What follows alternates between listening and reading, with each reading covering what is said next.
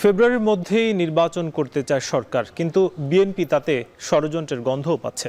অন্যদিকে দলগুলোর মাঝে পিআর পদ্ধতির নির্বাচন নিয়ে আছে নানা মতানৈক্য।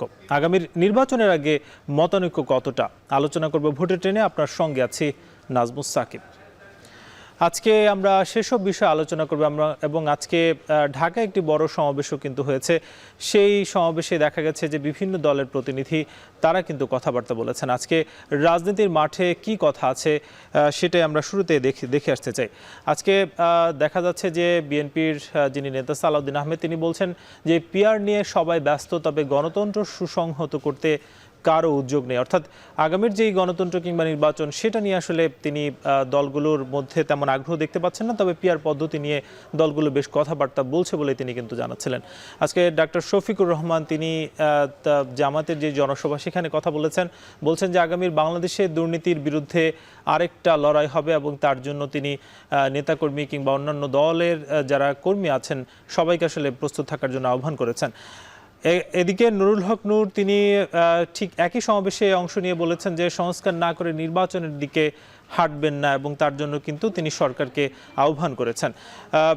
অন্তর্বর্তী সরকারের প্রেস উপদেষ্টা যিনি শফিকুল আলম তিনি বলছেন যে নির্বাচন নিয়ে কোনো অনিশ্চয়তা নেই, অর্থাৎ সরকার ঘোষিত যেই সময় সেই সময়ের মধ্যেই নির্বাচন বাস্তবায়ন হবে বলে তিনি কিন্তু আশাবাদ ব্যক্ত করেছেন। আজকে আমরা সেসব বিষয়ে আলোচনা করব। আজ আমাদের সঙ্গে যুক্ত আছেন সিলেট জেলা বিএনপির কার্যকরী কমিটির সদস্য ফয়সাল আহমেদ চৌধুরী, যুক্ত হব তার সঙ্গে। ফয়সাল আহমেদ, আমরা একটু আপনাকে ভোটের ট্রেনে আপনাকে শুরুতে স্বাগত জানাচ্ছি। আমরা শুরুতে জানতে চাই যে আপনাদের এই যে সিলেট জেলার বিএনপির কমিটি আছে কিংবা আপনারা নেতাকর্মী আছেন, সেখানেও কিন্তু আসলে নিজেদের মধ্যে যে মতানৈক্য সেটা আসলে আমরা দেখতে পাচ্ছি। সাম্প্রতিককালে দেখা যাচ্ছে যে আরিফুল হক চৌধুরী কিংবা রেজাউল হাসান কয়েস লোদি যে দুজন নেতা আছেন তাদের মধ্যে একটা বড় ধরনের অপ্রীতিকর একটা ঘটনা আসলে ঘটেছে। এর মানে কি, মানে আপনাদের দলের মধ্যে কি অন্তর্কোন্দল স্পষ্ট দেখা যাচ্ছে?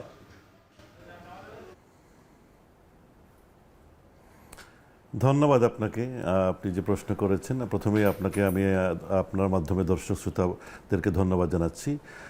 আপনি যে কথা বলেছেন, বিএনপি হচ্ছে বাংলাদেশের সর্ববৃহৎ একটা সংগঠন। এই সংগঠনটিতে আমাদের সবসময়ই আমাদের নেতৃত্বের প্রতিযোগিতা থাকে। আমরা যেহেতু নির্বাচন সামনে, আমাদের অনেক প্রতিটি জায়গায় 8-10 জন ক্যান্ডিডেট অলরেডি মাঠ পর্যায়ে কাজ করছে। তো সেখানে আমি মনে করি যে আরিফুল হক সাহেব কিংবা আমাদের এখানে খন্দকার আব্দুল মুক্তাদির সাহেব, ওনারা জাতীয় পর্যায়ের নেতা এবং ওনাদের মধ্যে নেতৃত্বের যে প্রতিযোগিতা সেটা তো স্বাভাবিক একটা অংশ। সেখানে কোনো যে গ্রুপিং বা আমাদের মধ্যে যে বিশাল একটা ব্যবধান হয়ে গেছে ওইরকম না। গতকালকে আবারও দেখেছেন ওনারা দুজনই হাসি মুখে একসাথেই এই যে মৌন মিছিলের কর্মসূচি ছিল একসাথে বসেছেন, কথা বলেছেন। এগুলো আমাদের স্বাভাবিক কার্যক্রমেরই অংশ। বিএনপিতে কোনো আমাদের কুন্দল নাই, আমাদের মধ্যে নেতৃত্বের প্রতিযোগিতা থাকবে, আছে, অতীতেও ছিল এবং ভবিষ্যতে এটা থাকবে। এর মানে কি এটা আসলে এটা কোন ধরনের আসলে কুন্দল নয়, এটা কি আসলে প্রতিযোগিতা বলতে চাচ্ছেন আপনি? হ্যাঁ, অবশ্যই। আমরা সময়ের প্রয়োজনে দেখেন না, আমরা সবাই ঐক্যবদ্ধ হয়ে মাঠে নামি। আমাদের গতকাল মিছিল দেখেছেন, আমাদের হাসিনা বিরোধী যে স্বৈরাচার বিরোধী যে আন্দোলন ছিল, সে আন্দোলনে দেখেছেন সবাই আমরা একসাথেই, আমরা একই কাঁধে কাঁধ মিলেই আমরা লড়াই করেছি, সংগ্রাম করেছি, আমরা বিপদে আপদে ঠিকেছি। এখন একটু নির্বাচন সামনে, প্রতিযোগিতা থাকবে, সবাই সবার পারফরমেন্স শো করতে চাইবে, সবাই নমিনেশনের দৌড়ে থাকবে। সেখানে তো একটু আমাদের মধ্যে কি প্রতিযোগিতা তো থাকবেই। এটাকে কোনো কোন্দল হিসাবে ধরা ঠিক হবে বলে আমার মনে হয়। কিন্তু একটা বিষয় আমরা দেখতে পাচ্ছি যে ধরেন এই যে আওয়ামী লীগের যে 3 আমল, অর্থাৎ বলা যায় যে প্রায় সব মিলে 4 আমল, 17 বছর, সেই 17 বছরের সময়টা আমরা দেখেছি যে বিএনপির তরফ থেকে বারবারই বলা হচ্ছে যে দেশে যেই চাঁদাবাজি কিংবা যেই ধরনের বাণিজ্য চলছে সেগুলোর পেছনে আসলে ছাত্রলীগ কিংবা আওয়ামী লীগকে আপনারা দায়ী করছিলেন। এখন তো আসলে আওয়ামী লীগ নেই, ছাত্রলীগ নেই, কিংবা চাঁদা ওঠানোর মতো সেরকম কোনো দলও নেই। তাহলে এই চাঁদাগুলো কারা উঠাচ্ছে, কি মনে হচ্ছে আপনার? আসলে আপনি দেখেন, যারা চাঁদাবাজ তাদের কোনো দলীয় পরিচয় দেওয়া ঠিক হবে না। এরা কিন্তু আওয়ামী লীগ হোক বা আওয়ামী লীগের সময় যারা তারা পৃষ্ঠপোষকতা করেছে সরাসরি চাঁদাবাজদের। আর বিএনপি যেখানে আপনি দেখেন প্রতি মুহূর্তে আমাদের দল বৃহৎ দল সেখানে নানা বিএনপির ছায়াতলে এসে নানা ধরনের অপকর্মে হয়তো সংগঠিত করার চেষ্টা করবে, সেখানে তারেক রহমান সাহেবের সরাসরি নির্দেশ তিনি বহিষ্কার করেছে। প্রায় 1000 থেকে 1200-র মতো আজীবন বহিষ্কার করে দেওয়া হয়েছে এবং সাথে সাথে প্রশাসনকে নির্দেশ দেওয়া হচ্ছে গ্রেফতার করার জন্য। যে কোনো অনাকাঙ্ক্ষিত ঘটনা কিন্তু দল সে দায় নেবে না, কারণ দল তো বড় দল, সেখানে নানা লোক আসতে পারে। সেখানে দেখেন আওয়ামী লীগ চলে গিয়েছে, কিন্তু আওয়ামী লীগ কি সবাই চলে গিয়েছে? সেখানে তাদের প্রেতাত্মারা এখনো আছে। এখনো গোপালগঞ্জে দেখেছেন কেউ, এর মানে কি আওয়ামী লীগ কি এখনো চাঁদাবাজি করছে? আওয়ামী লীগ চাঁদাবাজরা আওয়ামী লীগের ছত্রছায়ায় ছিল, এখন বিভিন্নভাবে চেষ্টা করছে তারা। চাঁদাবাজরা ঠিকই কিছু কিছু জায়গায় চাঁদাবাজ করে যাচ্ছে, কিন্তু আমরা সেই জায়গায় শক্তভাবে প্রতিহত করছি এবং সে জায়গায় শক্তভাবে দল সংগঠন শক্তভাবে আপনার সিদ্ধান্ত নিচ্ছে যে কোনো দলের নেতাকর্মী কোনো কারণে কোথাও কোনো অভিযোগ উঠলেই, তদন্ত তো পরে, অভিযোগ উঠলেই দলীয়ভাবে তাকে অ্যাকশন নেওয়া হচ্ছে এবং সাথে সাথে প্রশাসনকে এই ব্যাপারে নির্দেশ দেওয়া হচ্ছে তাকে মানে আইনানুগভাবে প্রয়োজনীয় ব্যবস্থা গ্রহণ করার জন্য। কিন্তু একটা বিষয় দেখা যাচ্ছে যে ফয়সাল ভাই, একটু জানতে চাই আপনার কাছে যে এই যে অন্তর্বর্তী সরকার গত আগস্টে তারা দায়িত্ব নিল এবং এখন জুলাই মাস চলছে, অর্থাৎ 1 বছরও তাদের হয়নি। সেই 1 বছরের মধ্যে আমরা দেখেছি যে বিএনপি যেই সেল আছে সেখান থেকে সারা দেশে প্রায় 4000-এর মতো কর্মীকে বিভিন্ন অনিয়মের কারণে বহিষ্কার করা হয়েছে। তাহলে এই যে মাত্র 1 বছরে যেখানে হয়নি, 1 বছরের মধ্যে এত পরিমাণ কেন আসলে বহিষ্কারের ঘটনা ঘটছে?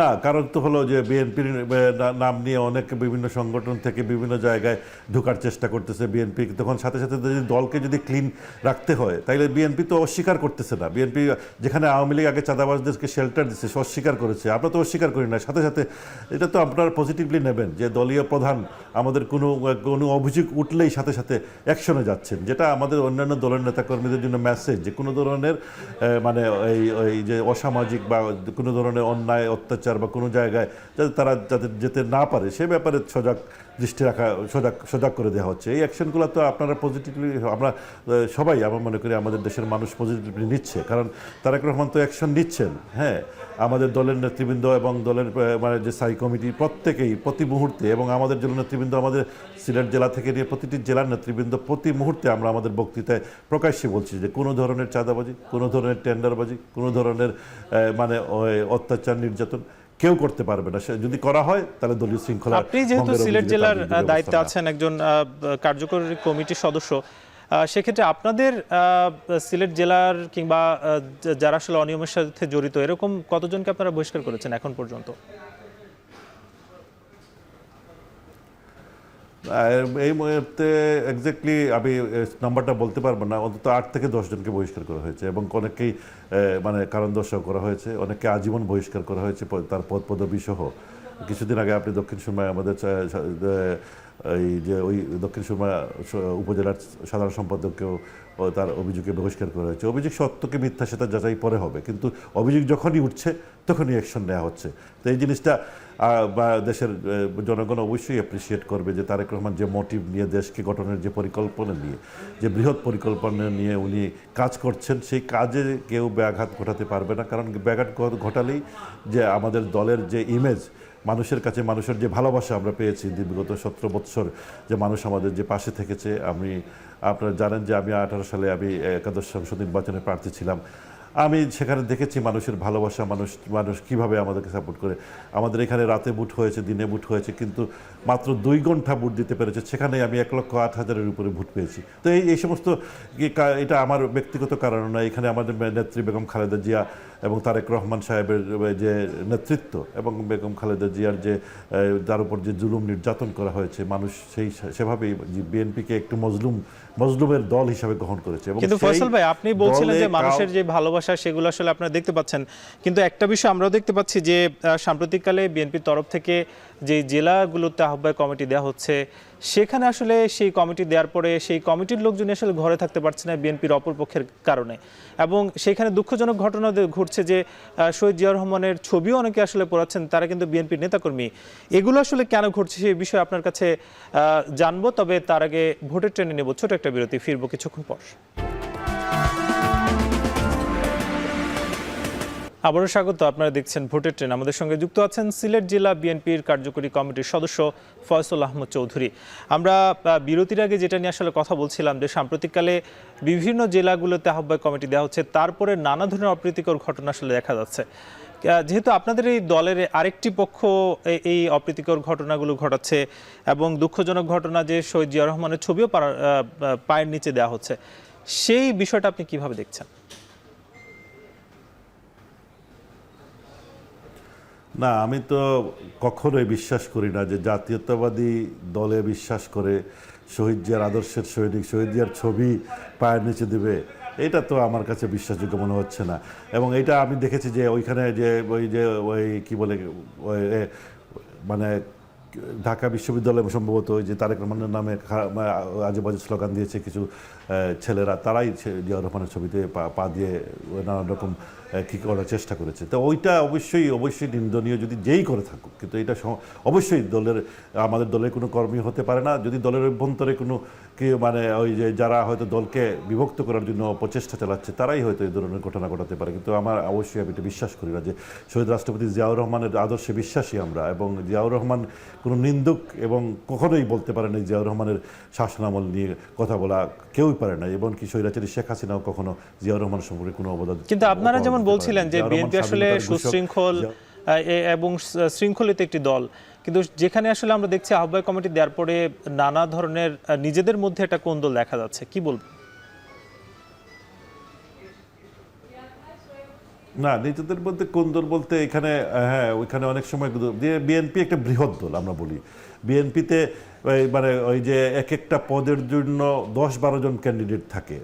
তো কখনো যে বিদ্রোহ হয় এটা স্বাভাবিক হওয়া, মানে কিন্তু আমরা সেই বিদ্রোহকে সাথে সাথে নিয়ন্ত্রণ করার চেষ্টা করি।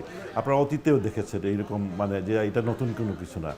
আমাদের দলের মধ্যে এই সময় প্রতিযোগিতা শুরু হয় যখন, তখন অনেক সময় এটা খারাপ পর্যায়ে চলে যায়। তবে সাথে সাথে ব্যবস্থা নেওয়া হয়, যারা এই ধরনের কর্মকাণ্ড করে তাদের প্রতি সাংগঠনিক ব্যবস্থা নিয়ে বিএনপিকে আবার শৃঙ্খলার মধ্যে ফিরিয়ে আনা হয়। বৃহৎ দল হিসাবে এটা কখনোই মানে আমরা ওই অ্যাভয়েড করতে পারি না। আপনারা যা জানেন যে আমরা দেখেছি তো যে ইভেন জামাত ইসলামী বলা হয় যে ক্যাডার ভিত্তিক সংগঠন তারা নাকি, এবং চাকরির মতো তারা দল করে। সেই দলেই তো মারামারি হয়, স্টেজে গিয়ে মারামারি হয়েছে। তো এইগুলো তো অ্যাভয়েড করার সুযোগ হয় না, কারণ আমরা তো বিএনপি মানে আপনি ছিলেন গ্রামে গঞ্জে তৃণমূলে, এখন সাধারণ মানুষ বিএনপিতে ওইরকম স্ক্রিনিং সিস্টেমও তো আমাদের নাই যে আমাদের দলে কে কীভাবে ঢুকবে কে ঢুকবে। আমাদের যে সহজাত সিস্টেম আছে সেই সিস্টেমের ভিতর থেকেই আমরা দলের শৃঙ্খলাকে নিয়ন্ত্রণ করার চেষ্টা করি।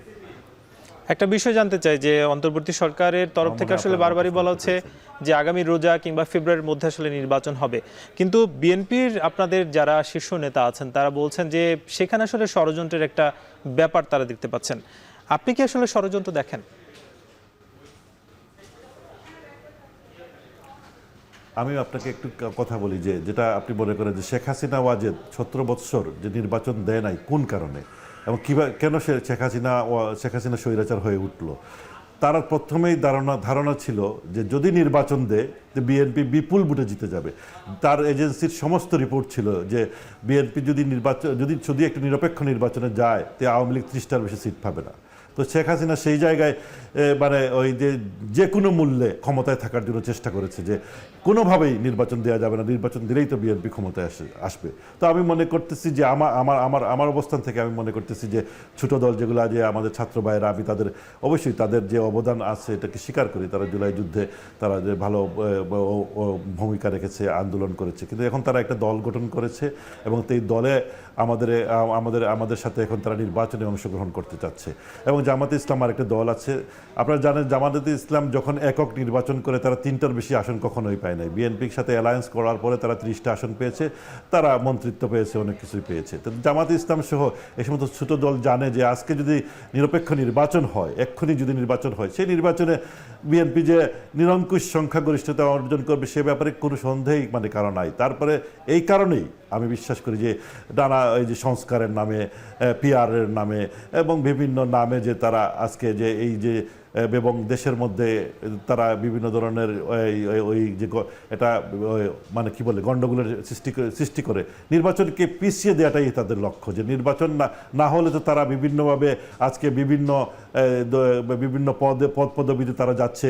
নির্বাচন যদি হয়ে যায় আর কোনো কারণে জনগণ তাদেরকে প্রত্যাখ্যান করে, তাহলে তো তারা এই সমস্ত সুযোগ সুবিধা পাবে না। কিন্তু ফয়সাল ভাই, আপনি পিআর পদ্ধতির কথা বলছিলেন, যেহেতু আমরা জানতে চাই যে পিআর পদ্ধতি হলে তো আসলে সবগুলো দলের একটা কাছাকাছি অবস্থান থাকবে এবং সবার মত আসলে দেওয়ার সুযোগ থাকবে, কিন্তু বিএনপি আসলে কেন পিআর পদ্ধতিতে যাচ্ছে না এবং কি আসলে সেখানে আপনাদের বাধা রয়েছে সে বিষয়ে আমরা জানবো। তবে তার আগে নিব ছোট একটা বিরতি, ফিরবো কিছুক্ষণ পর।